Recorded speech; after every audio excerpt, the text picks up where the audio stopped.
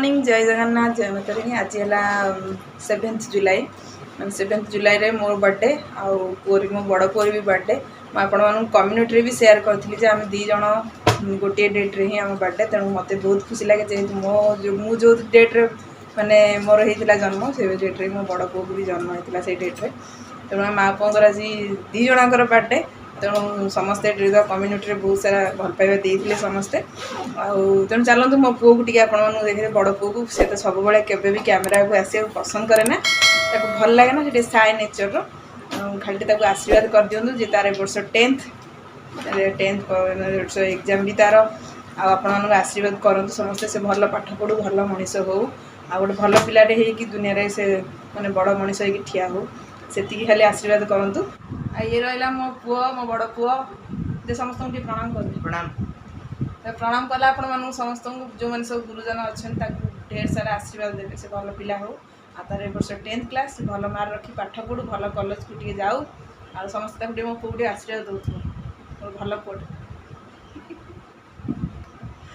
भल पुओ समस्त टे आशीर्वाद दौथे भल मनीष टे हो आ कि दरकार नहीं मोर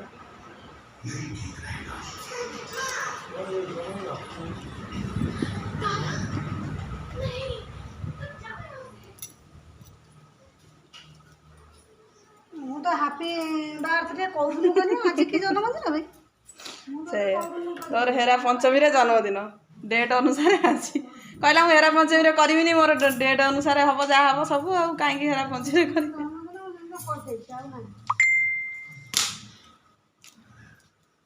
आज आ गोटे बर्थडे आउसर को ना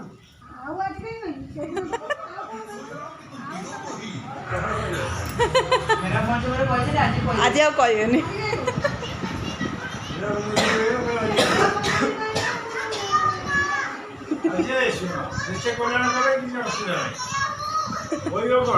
हाँ खाईदेव खाईदेव आसे आई खाईदेव ना माँ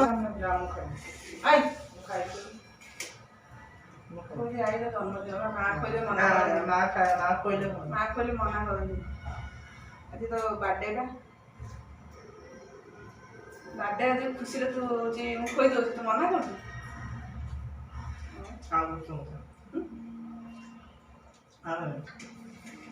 पूरा ठंडा रही जानू ना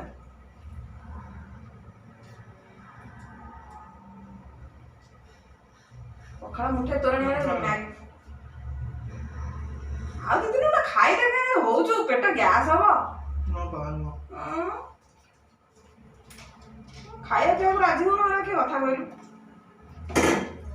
आ मुठे खाई के कौन होता है ना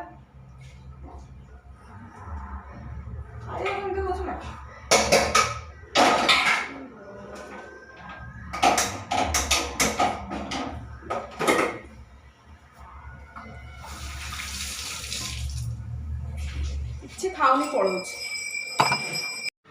ଯାହା ବାହାରିକି ଟ୍ୟୁସନ୍ ସ୍କୁଲ ପଳା ଆଉ ଚलो स्कूल टाइम होगला रेडी होगला जावाई आई कार्डटा ना आई कार्ड आज दिन को किसी न पिंधिले आज चलो जे गुरुजी मैंने जानते आज मो पुओ जन्मदिन किसी कहबेनी जा bye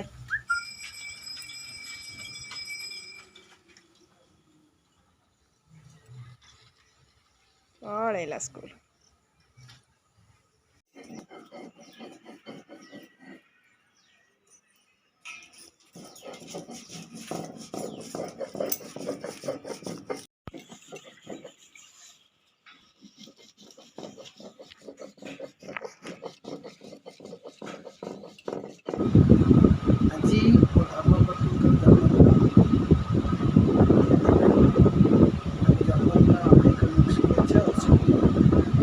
Shukla Shukla happy birthday किसी गिफ्ट नहीं गिफ्ट दो खाली हैप्पी बर्थडे मु तो सब गोटा पुणी गिफ्ट हाँ गिफ्ट को आवश्यक गिफ्ट आला कौन है सत्य सबदा चल कि देखा ना गिफ्ट देवा पड़े बोले कि मिछरे कही देख पढ़ाऊँ सब बेले सब वर्ष एमती मिछरे मत कह गिफ्ट देवा पड़े बोले कह मुझे गिफ्ट करी आते कंजूस मखिचुस पढ़े एका तो मुझे जाए खाए देवी जी ड्रेस को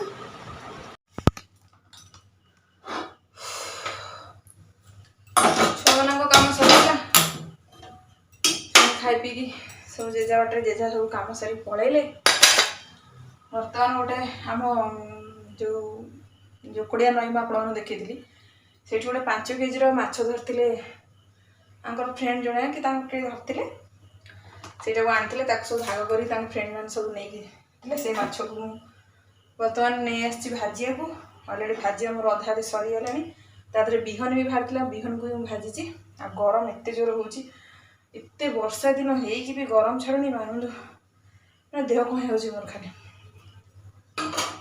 ताकू बर्तमान माछ भाजी सारी बिहन गुड़ा सब भाजी सारे तापर तरकारी करवा तरकारी बहुत सारा काम हो वाशिंग मशीन में कपड़ा पकई सफा करी बहुत सारा कपड़ा पड़ी सब सारे देखो माछटा अलरेडी भाजी लेनी देखी दूसरी आपको देखो फ्रेंड्स जी माछ भाजा आम अलरेडी सरीगला आती बिहन बाहर से बिहन को रखी भाजी मसला बर्तमान तरकारी करी अल्प तरकारी करी आम सब गरम हो जेहेतु समस्ते पखाड़ खाइबू पखाड़ माछ भजा आउ खाली मो हजबैंड खाइबे से गरम जो नोट देह खराब होता से नोट से पखाड़ फखाड़ किसी खाऊना एत गरम हो कथा भी इच्छा होनी लाउनी आ सी पखाड़ खाऊना से दिन जो देह खराब है से डॉक्टर मना कर पखाड़ खाऊना खाली गरम रांधि गरम रंधा है मो पुओ सी सब खाइबे माछ झोल बड़ पुओ टोटाली माछ खाऊनी ताना पुणी कौन करा पड़ो ये रुटीन सकाल पारे राति ये चलती मो माछ भजा तरकारी आलू भाजीगली माछ सब देखो रखी बिहन भजा को रखी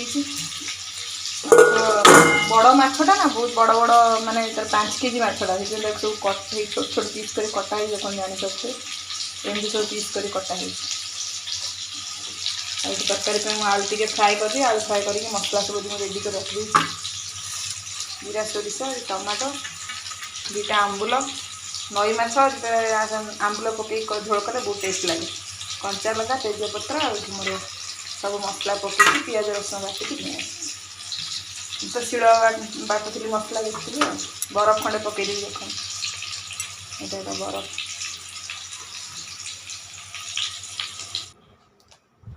देखो फ्रेंड्स मु उठिकी देखला बेलू मो पुओ तार माने मो ड्रेसिंग टेबल मिरर रे गोटे लिखिकी रखी मुझे देखा मत जा सत तले कौच माँ तू तो ड्रेसिंग टेबल देखीचु कहली ना तो कौन है देखू जा कौन है मु भावुँ से तो दुष्टा किसी ना कि गोटे करूँ मुझे कहली जदि किसी मो ड्रेसिंग टेबल कर आज तो माड़ कर तो पिठीटा फटईदेवी कितु मुझे उपरक आसिली आसिक देखला बेलू तादरे से हैप्पी बर्थडे माँ हैप्पी बर्थडे नन्ना दी लिखी रही मुझे देखो बैक कैमेरा ये देखो ड्रेसिंग टेबल मिरर रे ये लिखी हैप्पी बर्थडे माँ ये हैप्पी बर्थडे नन्ना बर्थडे स्पेलिंग भी भूल कर बर्थडे स्पेलिंग भूल कर लिखी हैप्पी बर्थडे माँ हैप्पी बर्थडे नन्ना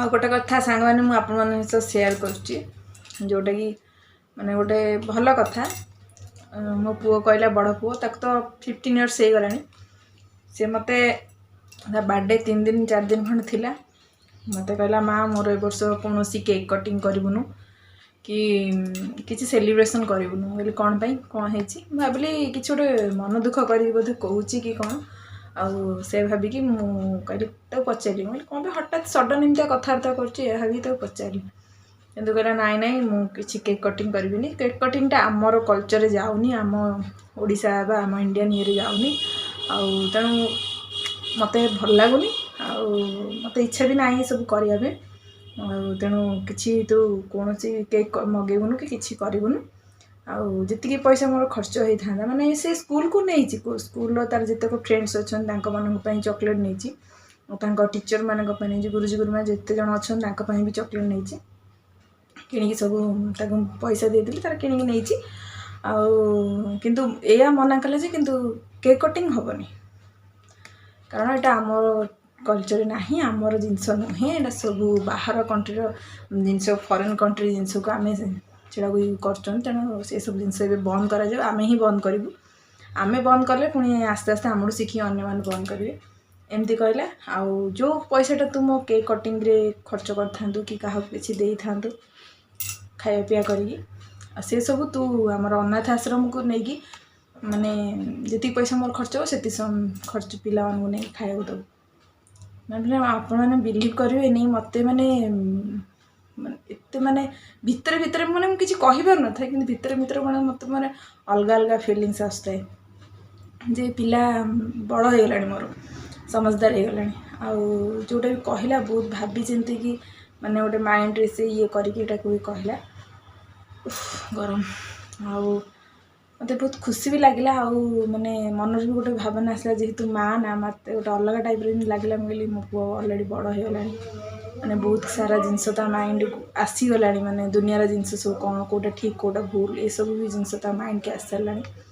ତେଣୁ ଖୁସି ବି ଲାଗିଲା, ବହୁତ ବି ଭଲ ଲାଗିଲା ମୋତେ। ସେଥିପାଇଁ ଭାବିଲି ଆପଣମାନଙ୍କ ସହିତ ବି ସେୟାର କରେ, ଯେହେତୁ ଆପଣମାନଙ୍କ ସହିତ ଆମେ ଡେଲିର ଭ୍ଲଗ୍ ସେୟାର କରୁଛୁ, ଭଲ ମନ୍ଦ ସେୟାର କରୁଛୁ, ଖରାପ ସମୟ ସେୟାର କରୁଛୁ, ଭଲ ମାନେ ସମୟକୁ ବି ସେୟାର କରୁଛୁ ଆପଣମାନଙ୍କ ସହିତ ସମସ୍ତେ। ଯେଉଁମାନେ ବ୍ଲଗର ଅଲରେଡ଼ି ସବୁ ଜିନିଷ ବି ସେୟାର କରନ୍ତି, କିଛିଟା ପର୍ସନାଲ୍ ଜିନିଷ ଥାଏ ଯେଉଁଟାକି ସେମାନେ ସେୟାର କରନ୍ତିନି, ପ୍ରତ୍ୟେକ ଜିନିଷ ଆମେ ଆପଣମାନଙ୍କ ସହିତ ସେୟାର କରୁଛୁ। ଭାବିଲି ୟାକୁ ବି ସେୟାର କରିବି, ଯଦି ଆପଣମାନଙ୍କୁ ବି ଭଲ ଲାଗିଥିବ ମୋ କଥାଟା, ମୋ ପୁଅର କଥାଟା ଭଲ ଲାଗିଥିବ ନିଶ୍ଚିତ। ଆଉ ସତରେ ବି ଆମେ ଏଇସବୁ ଜିନିଷକୁ ଆଭଏଡ଼୍ କରିବା କଥା ଆସ୍ତେ ଆସ୍ତେ ଏଇସବୁ ଜିନିଷ, କାରଣ ଏଗୁଡ଼ା ଆମ ଇଏରେ ଯାଏନି। ଆଉ ମୁଁ ବି ବହୁତ ଥର ଭାବିଥିଲି ନାଇଁ ଏଗୁଡ଼ା ସବୁ କରିବା କଥା ନୁହଁ, ଇଏ କରିବା କଥା ନୁହଁ, ତ ଛୁଆମାନଙ୍କ ଖୁସି ପାଇଁ ମୁଁ କରେ। ମୋତେ ବି କେକ୍ କଟିଂ ଏଗୁଡ଼ା ସବୁ ମୋତେ ବି ପସନ୍ଦ ନୁହଁ। ଛୁଆମାନେ ତାଙ୍କ ଖୁସି ପାଇଁ ସେମାନେ କରନ୍ତି, ଯେହେତୁ ମୁଁ ସେଥିପାଇଁ ମନା କରେ ନା। ଛୁଆ ଯେଉଁଥିରେ ଖୁସି ଆମେ ବି ସେଇଥିରେ ଖୁସି, ସେଥିପାଇଁ ମୁଁ କେବେ ବି କିଛି ମନା କରେ ନା। କିନ୍ତୁ ଯେହେତୁ ମୋ ପିଲାମାନେ ମନା କରୁଛନ୍ତି ଯେ ନା କରିବାନି ମା, ଆଉ ତାଠୁ ଶୁଣିକି ମୋ ସାନ ପୁଅ ବି କହୁଛି ମୁଁ ବି କେକ୍ କଟିଂ କରିବିନି, ମୋର ବି ଯେତିକି ପଇସା ହେବ ମୁଁ ଅନାଥ ଆଶ୍ରମକୁ ଦେଇଦେବି, ପିଲାମାନେ ଖାଇବେ। ଆଉ ବିଶ୍ୱାସ କରିନି ମୋତେ ବହୁତ ହିଁ ଖୁସି ଲାଗିଥିଲା। ଆଉ ମୁଁ ଭାବିଲି ଆପଣଙ୍କ ସହିତ କେତେବେଳେ ନିରୋଳାରେ ବସି କଥା ହେଲା ପରେ ଜାଣିଲି, ଆଜି ଯେହେତୁ ମୋ ପୁଅର ବାର୍ଥଡ଼େ ଥିଲା ସେଥିପାଇଁ ସେ ମୋତେ ଏ କଥାଟା ମନେ ପଡ଼ିଗଲା, ମୁଁ ଏଥିପାଇଁ ଆପଣଙ୍କ ସହିତ ସେୟାର କଲି। ଆଉ ସତରେ ବି ଆପଣମାନେ ବି ସେୟାର ବି କରିବାକୁ ଚେଷ୍ଟା କରନ୍ତୁ, କାରଣ ଆମେ ଅଧିକାଂଶ ପିଲା ବି ଅଛନ୍ତି କେକ୍ କଟିଂ କଲା ପରେ ସେମାନେ ମୁହଁରେ ବୋଳି ଦେଉଛନ୍ତି, ଫୋପାଡ଼ି ଦେଉଛନ୍ତି।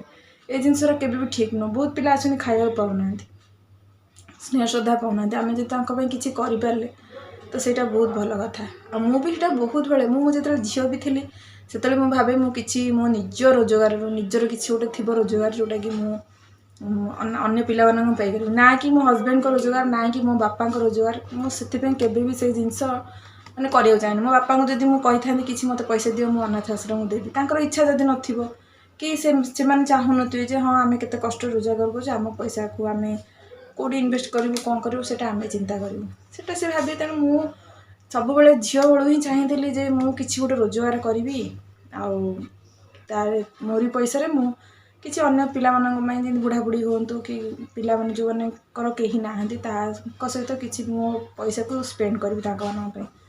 କିନ୍ତୁ ସେଇଟା ମୋ ଆଜି ପର୍ଯ୍ୟନ୍ତ ସତ କଥା, ମୁଁ ମୋ ହୃଦୟର କଥା ଆଜି ଆପଣମାନଙ୍କୁ କହୁଛି, ସେଇଟା ମୋର ହେଇପାରିଲାନି। କାରଣ ମୁଁ ଆଜି ପର୍ଯ୍ୟନ୍ତ କିଛି ରୋଜଗାର ହିଁ କରିପାରିଲିନି, କୌଣସି ବାବଦରେ ବି ମୁଁ କରିନି। ତେଣୁ ମୁଁ ମୋ ଏମ୍ଟାକୁ ବି କେଉଁ ଜାଗାରେ ପୂରଣ କରିପାରିନି। ମୋ ହଜବେଣ୍ଡକୁ ବି ପଇସା ମାଗିକି କେବେ କାମ କରିବିନି, କାରଣ ମୋତେ ସେଇଟା ଇଚ୍ଛା ନାହିଁ। ମୁଁ କାହା ପଇସାରେ ବି କିଛି କରିବାକୁ ଚାହେଁନି। ମାନେ ମୁଁ ନିଜେ ଗୋଟେ କିଛି କରିଥିବି ଯେଉଁଟାକି ମୋର ସମ୍ପୂର୍ଣ୍ଣ ଅଧିକାର ଥିବ ସେ ପଇସାରେ, ମୋତେ କେହି କହିପାରିବେନି। ସେଇ ଜିନିଷଟାକୁ ନେଇକି ମୁଁ କେଉଁଠି ସ୍ପେଣ୍ଡ କଲେ ମୋତେ କେହି ବି କହିପାରିବେନି, କି କାହାର ବାଧ୍ୟତାରେ ମୁଁ ମାନେ କରିବି, ସେଥିପାଇଁ ମୋର କେବେ ବି ଇଚ୍ଛା ନାହିଁ। ସେଥିପାଇଁ ଆଜି କହୁ ବହୁତ କଥା ଆପଣମାନଙ୍କ ସହିତ କହିଦେଲି। ମୁଁ ବି କିନ୍ତୁ ବହୁତ ଥର ଭାବିଛି, ମୁଁ ଯେବେ ବି କିଛି ୟୁଟ୍ୟୁବ୍ ଯେହେତୁ ଖୋଲିଛି, ଯଦି କେବେ ବି ମୋ ୟୁଟ୍ୟୁବ୍ରୁ କିଛିଟା ବି ରୋଜଗାର ବାହାରିଲା, ମୁଁ ଆଗେ ତ ସେଇ ପିଲାମାନଙ୍କ ପାଇଁ ସହିତ ସ୍ପେଣ୍ଡ କରିବି। ମୋର ଆଜି ପର୍ଯ୍ୟନ୍ତ ମୋର କିଛି ତ ସେମିତି ହେଇନି, ଯେବେ ବି ହଉ ଆପଣମାନେ ଦେଖିବେ ମୁଁ ଯେଉଁ ୟୁଟ୍ୟୁବ୍ ପଇସା ପାଇବି ସେଇ ୟୁଟ୍ୟୁବ୍ ପଇସାରେ ମୁଁ କିଛି ପଇସା ତାଙ୍କ ସାଙ୍ଗେ ସ୍ପେଣ୍ଡ କରିବି, ତାଙ୍କୁ ଆଗେ କିଛି ଖୁସି କରିବି। ତାପରେ ମୋର ଯାହା ଏମ୍ ଥିବ କି ମୋର ଯାହା ଇଚ୍ଛା ଥିବ ମୁଁ ତା ଦେହରେ ବି କରିବି, କି ମୋ ପରିବାରମାନଙ୍କ ପାଇଁ କରିବି, କି ଯାହା ବି ହଉ ଛୁଆ ପିଲାଙ୍କ ପାଇଁ ହଉ, ମୁଁ ତା ଦେହରେ ସେଇ ପଇସାରେ କିଛି ଖର୍ଚ୍ଚ କରିବି। କିନ୍ତୁ ଆଗ ମୁଁ ଭାବିଛି ମୋ ରୋଜଗାରର ପ୍ରଥମ ରୋଜଗାର ମୁଁ ଆଗେ ସେମାନଙ୍କ ପାଖରେ ଦେବି, ତାପରେ ମୋ ବାପା ମାଆ ହୁଅନ୍ତୁ, ମୋ ପରିବାର ଲୋକ ହୁଅନ୍ତୁ, ମୋ ଘର ଲୋକ ହୁଅନ୍ତୁ, କରିବି। କିନ୍ତୁ ପ୍ରଥମ ମୋ ଜୀବନର ଛୁଆବେଳରୁ ଯେଉଁ ଜିନିଷଟା ମୋ ମନରେ ଅଛି ଆଗେ ସେଇଟାକୁ ମୁଁ ଫୁଲଫିଲ୍ କରିବି। ତାପରେ ଯାଇକି ମୁଁ ମାନେ ବିଶ୍ୱାସ କରିବେନି, ମୁଁ କହୁଛି ମୋ ଛାତି ଭିତରେ ଗୋଟେ କ'ଣ ହେଉଛି, କାରଣ ସେଇ ଜିନିଷଟା ମୋ ମନରେ ରହିଯାଇଛି। ନିଜ ରୋଜଗାରରେ ମୁଁ କିଛି ଗୋଟେ ଦେବି, ପିଲାମାନଙ୍କ ପାଇଁ କରିବି। କିଛି ନହେଲେ ବେଶୀ ମୁଁ କିଛି ନ କରିପାରେ, ତାଙ୍କୁ କିଛି ତ ଖାଇବା ଦେଇପାରିବି ଯେଉଁଟାକି ତାଙ୍କ ଖୁସି, ସେମାନେ ଖାଇକି କିଛି ଖୁସି ହେଇପାରିବେ। କି ଛୋଟ ଛୋଟ ଜିନିଷ ବି ମୁଁ ତାଙ୍କ କିଛି କରିପାରିବି, ବଡ଼ ନ କରିପାରିବି, ଏଇଟା ବି ମୋ ଇଚ୍ଛା ଅଛି। ଆଉ ଆଜି ଯେତେବେଳେ ପୁଅ ସବୁ ଏ କଥା କହିଲା, ମୋତେ ଜିନିଷଟା ମୋତେ ଠିକ୍ ବି ଲାଗିଲା, ବହୁତ ଭଲ ବି ଲାଗିଲା, ବହୁତ ଦୁଃଖ ବି ଲାଗିଲା। ମୁଁ ଯାହା ହଉ ଯେ ମୁଁ ବି ଯେଉଁ ଜିନିଷଟାକୁ ଭାବିଥିଲି ଆଜି ପର୍ଯ୍ୟନ୍ତ ପୂରଣ କରିପାରିଲିନି। ଆଉ ପୁଅ ବି ଏମିତି କହୁଛି, ବା ଏମିତି ମା ତାରିଣୀଙ୍କ ଉପରେ ଭରସା ଅଛି, କେବେ ନା କେବେ ମୁଁ ରୋଜଗାର କରିପାରିବି। ଆଉ ସେଇଥିରେ ମୁଁ ଯେଉଁଟା ଭାବିଛି ସେଇଟାକୁ ପୂରଣ କରିବି। ଆପଣମାନଙ୍କ ସାଥ ଥିଲେ ତ ନିଶ୍ଚିନ୍ତ ମୋର ଶୀଘ୍ର ବି କରିପାରିବି। ତେଣୁ ଆପଣମାନେ ବହୁତ ସାରା ମୋତେ ସାଥ ଦିଅନ୍ତୁ, ମୋତେ ମାନେ ଆଗକୁ ବଢ଼ିବାକୁ ଇଏ କରନ୍ତୁ। ଆଉ ୟୁଟ୍ୟୁବ୍ ଚ୍ୟାନେଲ୍କୁ ସମସ୍ତେ ସବସ୍କ୍ରାଇବ୍ କରନ୍ତୁ, ଆଉ ଫ୍ୟାମିଲି ବଢ଼ାନ୍ତୁ। ବଢ଼େଇଲେ ହିଁ ମୁଁ ଯାଇ କିଛି ଗୋଟେ ତା ଦେହରୁ ନିଜସ୍ୱ ରୋଜଗାର କରିପାରିବି, ଆଉ ତାକୁ ଦେଇପାରିବି।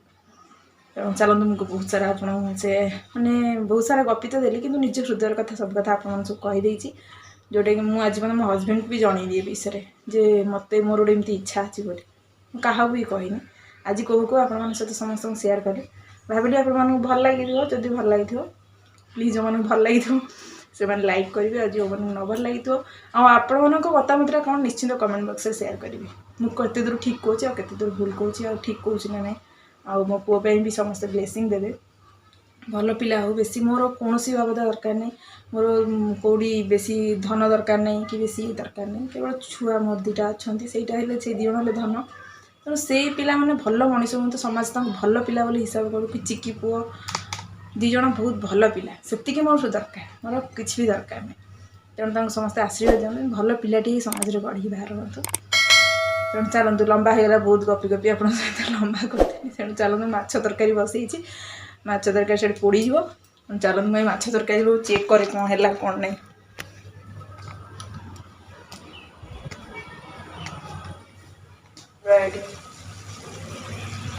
ହେଇଗଲାଣି। ଆଉ ତାକୁ ସୋରିଷ ବାଟଣ ଦେବି, ସୋରିଷ ବାଟଣ ଦେଲା ପରେ ପାଣି ଦେଇଦେବି, ମାଛ ପକାଇଦେବି, ହେଇଯିବ। ଦେଖନ୍ତୁ ସାଙ୍ଗମାନେ, ଆପଣମାନଙ୍କ ସହିତ ତ କଥା ହେଇକି ତାପରେ ମୁଁ ମାଛ ତରକାରୀ କରିଦେଇଥିଲି। ଏବେ ମୁଁ ମାଛ ତରକାରୀ ରେଡ଼ି। କଞ୍ଚା ଲଙ୍କା ବି ଗୋଟେ ଗୋଟେ ଆପଣମାନଙ୍କୁ ଦେଖାହେଉଥିବ। ଚାଲନ୍ତୁ, ବର୍ତ୍ତମାନ ହଜବେଣ୍ଡ ଆସିଗଲେଣି, ମୁଁ ତାଙ୍କୁ ଖାଇବାକୁ ବାଢ଼ିଦିଏ।